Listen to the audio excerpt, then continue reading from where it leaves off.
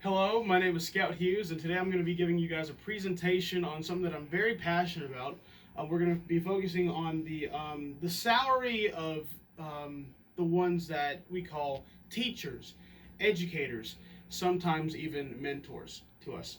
Um, Education is something that is very close and dear to me because my entire family is full of educators. My mom was a teacher in the state of North Carolina for over 30 years, as well as my grandmother, and as well as my sister, currently a teacher in the school systems. Just to real quick, education is an important part of a child's life. Wouldn't you guys agree? Yeah. The best way to make it more important is to make the teacher's job a better part of their lives. And I think one of the ways that we can do that is to start paying the teachers a higher salary, because let's face it, as studies have shown, and we see that to ballpark it here, the average is about the average is about a little over $30,000, which is clearly not enough to live off of.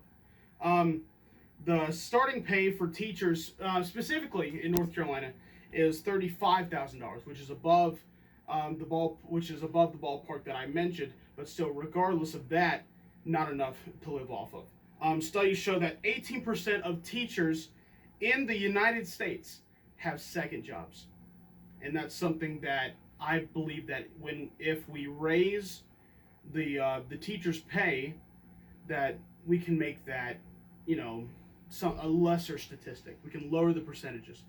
And if teachers have a higher pay, I think it's clearly shown, if teachers have higher pay, they will most likely, the schools will most likely keep the teachers. And I think that's a big reason. Why do I think that having the teachers stay in the school system is a huge thing? I think it's the case because if you have a teacher that is in the school system for a very long time, you have consistency. And I think consistency is a big part of students' success, especially, or just in the classroom overall, to say that.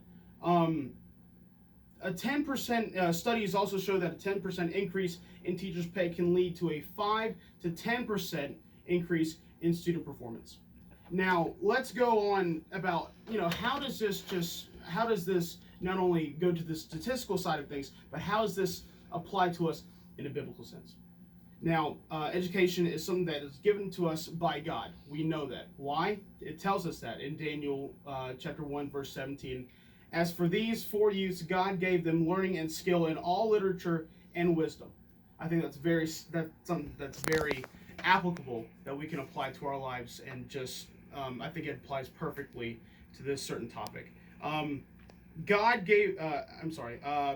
Education is something that not only we can use for our own benefit, obviously, us as college students, for our own benefit, but we can also use it in a way that glorifies God. And I feel like we do that very much clearly here, being at a Christian university, and then afterwards we can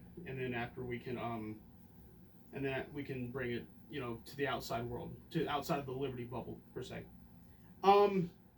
There was a quote from Vaughn McLaughlin, a teacher from Maine. All communities improve when educators make a professional wage, but especially in small towns where the school district is often the largest employer. And I think that's, you see this coming from. I grew up in a small town, and it's clear that the highest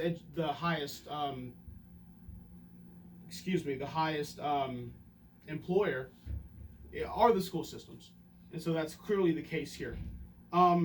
So what are we going to do about it? I think the greatest thing for us to do is go to the school board meetings, go to the parent teacher conferences, go to the parent teachers association. You can also, it's based on elections. Certain governors can improve education laws to raise teachers' pay, and that's something great that we can all use, and that's applicable to this certain topic. With that being said, thank you so much for listening to this presentation. I'm Scout Hughes. Thank you so much, and have a good day. Thank you.